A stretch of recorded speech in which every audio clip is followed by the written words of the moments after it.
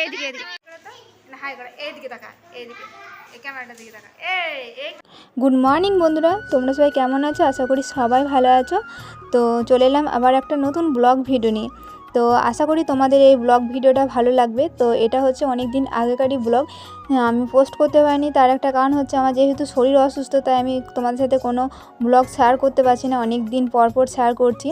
তো যাই হোক, আমি ব্লগটা এখন এডিট করছি। আমি ভাবলাম যে তোমাদের সাথে শেয়ার করি, কারণ ফোনে অনেক ব্লগ মানে শ্যুট করা আছে জানো তো, কিন্তু ছাড়তে পারছি না। জানোই তো, শরীর ঠিক না থাকলে কোনো কিছুই ভালো লাগে না। আর আমার মনে হচ্ছে স্বপ্ন একদম ভেঙে চুরমার হয়ে যাচ্ছে যখন এই ইউটিউব যখন দেখছি, বিশ্বাস করো। তো তোমরা যারা আমার চ্যানেলে নতুন আছো, প্লিজ আমার চ্যানেলটিকে সাবস্ক্রাইব করে পাশে থেকো। আমিও সবার পাশে থাকি, তোমরা শুধু একটা কমেন্ট করে বলবে, আমি সবার ভিডিও ফুল ওয়াচ করি। তো চলো, এখন আমাদের এই পুজোটা হচ্ছে তোমার ধরনী পুজো, যেটা নুনপালা পুজো হয়, মনসা পুজো। তো সেটাই তো তোমাদের সাথে শেয়ার করবো পুজোতে কি হয় না হয়। এটা হয় চৈত্র মাসের শেষে। আর এই যে তোমরা দেখতে পাচ্ছ বেলপাতা, এটা হচ্ছে তোমার পিতলের। তো এটা আমাকে ধুতে বলেছিল, আর আমি জানো তো এই প্রথমবার দেখলাম, মানে হাতে নেড়ে, যে এটা পিতলের বেলপাতা।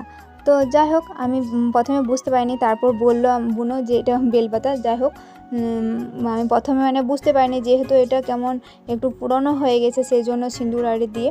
তো এই দেখো আমাদের মায়ের মন্দির, মায়ের কাছে যা চাইবে মা সত্যি সত্যি কথা বলতে, মানে আজ পর্যন্ত মায়ের কাছে যা চেয়েছি তাই পেয়েছি। আমাকে কোনো জিনিসটা আজ পর্যন্ত মানে ফিরিয়ে দেয়নি। আর ওই যে ঘড়িটা রয়েছে, ওইটা দেখতে পাচ্ছ, আমি যখন কাজে জয়েন করেছিলাম প্রথম, পেমেন্টটা আমি এই মাকে এই ঘড়িটা দিয়েছিলাম।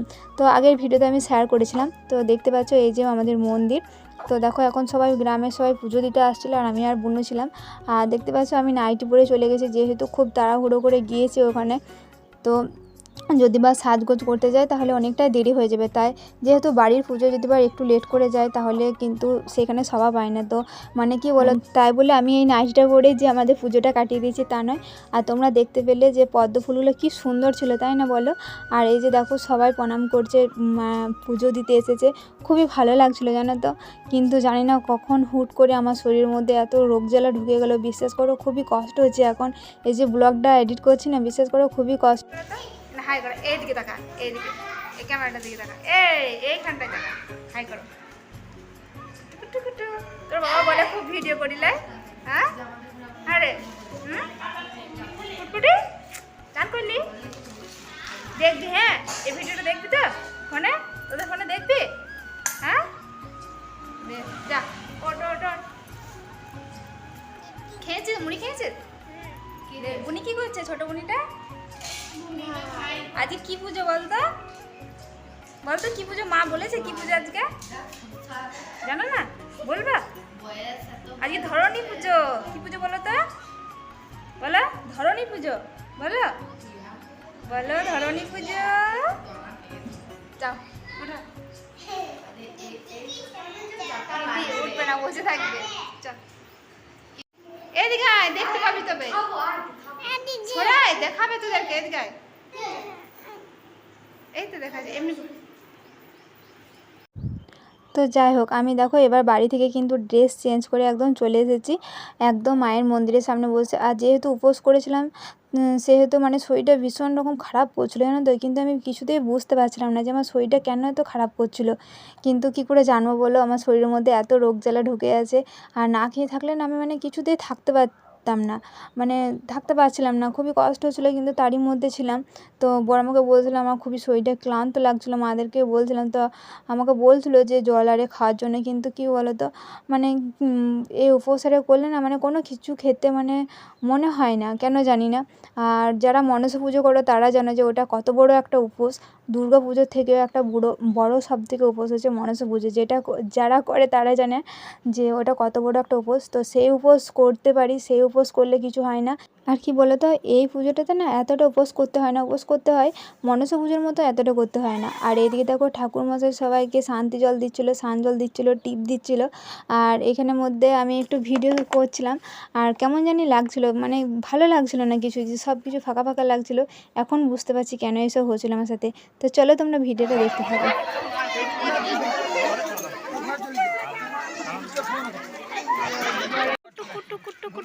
এদিকে এদিকে এদিকে। তোর নাম কি বল? নাম কি? তোর নাম কি বল? এইদিকে এইদিকে তাকা, এইদিকে তাকা, এইদিকে এইদিকে। নাম বলো, তোমার নাম বলো কি? নাম বলো কি? এইদিকে পুচকি।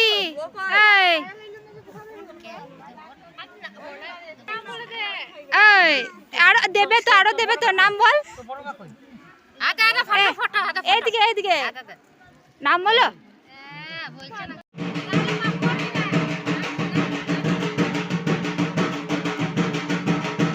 এইদিকে ঘোর, এইদিকে ঘোর, এইদিকে ঘোর।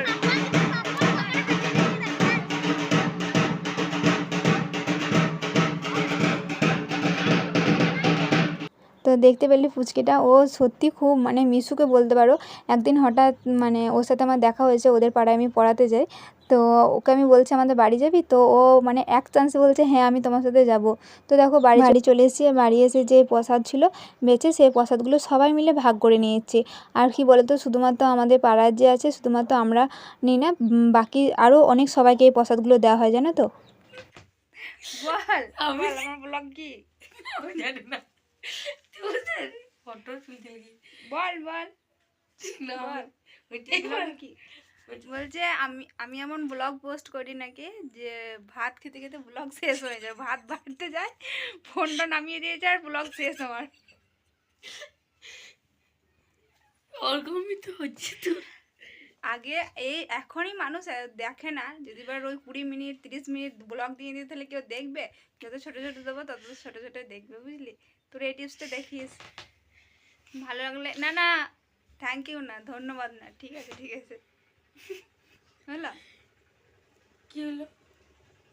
হ্যাঁ যাই হোক, আগের ফুটেজটা ছিল আমার মামার ছেলে।